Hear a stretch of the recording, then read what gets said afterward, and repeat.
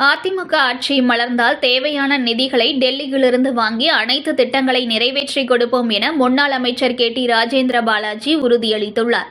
பாரதிய ஜனதா கட்சியும் பிரதமர் மோடியும் எங்களுக்கு ஆதரவாக உள்ளதால் சொன்னதை செய்வோம் எனவும் உறுதியளித்தார். சிவகாசி சட்டமன்ற தொகுதி அதிமுக வேட்பாளரும் முன்னாள் அமைச்சருமான KT ராஜேந்திர பாலாஜி இன்று திருத்தங்கல், ஆலா ஊரணி, பெரியார் காலனி, சத்யா நகர், பசும்பொன் நகர், திருவள்ளுவர் காலனி, விஸ்வகர்மா நகர் உள்ளிட்ட 18 பகுதிகளில் பிரச்சாரம் மேற்கொண்டார். அப்போது அவருக்கு மேலதாளம், நாட்டுப்புற கலை நிகழ்ச்சிகளுடன் பட்டாசுகள் வெடித்தும் மலர் தூவியும் உற்சாக வரவேற்பு அளிக்கப்பட்டது. தொடர்ந்து மக்கள் மத்தியில் பேசிய ராஜேந்திர பாலாஜி, அதிமுக ஆட்சிக்கு வந்தவுடன் அனைத்து குடும்ப தலைவிகள் ஒவ்வொருவருக்கும் வங்கிக் கணக்கில் 10,000 ரூபாய் வரவு வைக்கப்படும். குடும்ப தலைவிகளுக்கு ஊக்கத்தொகையாக மாதம் 2,000 ரூபாய், வீட்டிற்கு 3 கேஸ் சிலிண்டர் இலவசம் என உறுதியளித்தார். திமுக அறிவித்த மகளிர் உரிமை தொகை எடப்பாடி பழனிசாமி சண்டையிட்டு கேட்டதாலும் MP தேர்தல் வந்ததால் மட்டுமே குறைந்த நபர்களுக்கு முதல் கட்டமாக வழங்கப்பட்டது என்று தெரிவித்தார். டெல்லி எங்களுக்கு முழு ஆதரவு தருகிறது. பாரதிய ஜனதா கட்சியும் பிரதமர் மோடியும் எங்களுக்கு ஆதரவாக உள்ளனர். தேவையான நிதிகளை எங்களால் கேட்டுப்பெற முடியும் என்றும், வரி வசூலிக்காத கொரோனா காலத்தில் கூட நாங்கள் விலைவாசியை உயர்த்தவில்லை. ஏனென்றால் டெல்லியிலிருந்து எங்களுக்கு ஆதரவு கிடைத்தது என்று தெரிவித்துள்ளார். திமுக எப்பொழுதும் டெல்லியில் சண்டையிட்டுக் கொண்டிருப்பதால் அவர்களுக்கு ஆதரவு கிடைப்பதில்லை என்று விமர்சித்தார். முறையாக டெல்லிக்கு அமைச்சர்களை அனுப்பி நிதியை கேட்டால்தான் நிதி கிடைக்கும் என்று தெரிவித்த அவர், அதிமுக ஆட்சி மலர்ந்தால் தேவையான நிதிகளை டெல்லியிலிருந்து வாங்கி அனைத்து திட்டங்களை நிறைவேற்றி கொடுப்போம் என்று உறுதியளித்தார். அதிமுக ஆட்சியில் செய்த மக்களுக்கான திட்டங்களான தாலிக்கு தங்கம், மடிக்கணினி உள்ளிட்ட அனைத்து திட்டங்களையும் திமுக ஆட்சிக்கு வந்தவுடன் நிறுத்தியது. திமுகவின் வாக்குறுதிகளை மக்கள் நம்ப வேண்டாம். ஏழைகளின் வயிற்றில் அடிக்கும் கட்சியாக திமுக இருக்கிறது என்று சாடினார். திமுக ஆட்சியில் பட்டாசு தொழில் நலிவடைந்து விட்டது.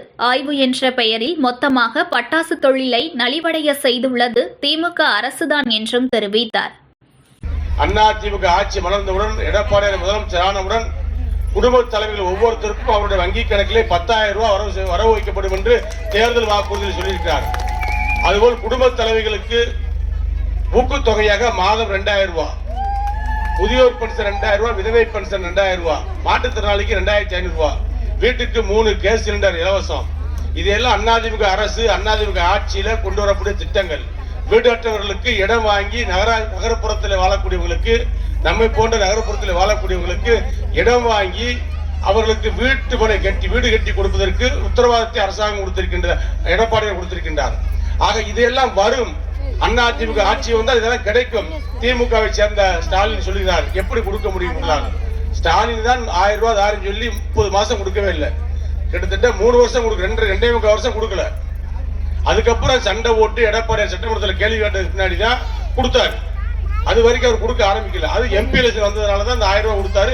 இப்ப MLA எலெக்ஷன் வர்றதுனால கொஞ்சம் பேருக்கு மீதி பேருக்கு கொடுத்திருக்காரு.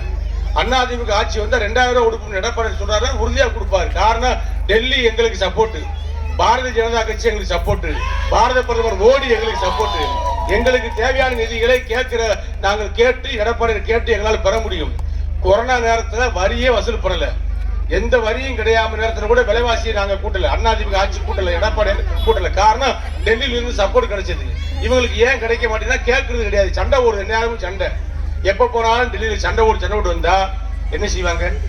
ஒரு ஊர்ல ஒருத்தர் சண்டை ஓட்டே கிடைச்சாங்கன்னா ஊரை விட்டு ஒதுக்கி வச்சிருவாங்கல்ல. அதே மாதிரி திமுக ஆட்சியை ஒதுக்கி வச்சிருச்சு மத்திய அரசு. அது எப்படி கிடைக்கும்? நீங்க முறைப்படி போய் அமைச்சர்களை அனுப்பி பார்த்து விவரங்களை சொல்லி கேட்டா தான் கிடைக்கும். திமுக அவருடைய வாக்குறுதிகளை நீங்கள் நம்ப வேண்டாம். ஏழைகளுடைய வயிற்றில் அடிக்கின்ற கட்சியாகத்தான் திமுக இருக்கிறது.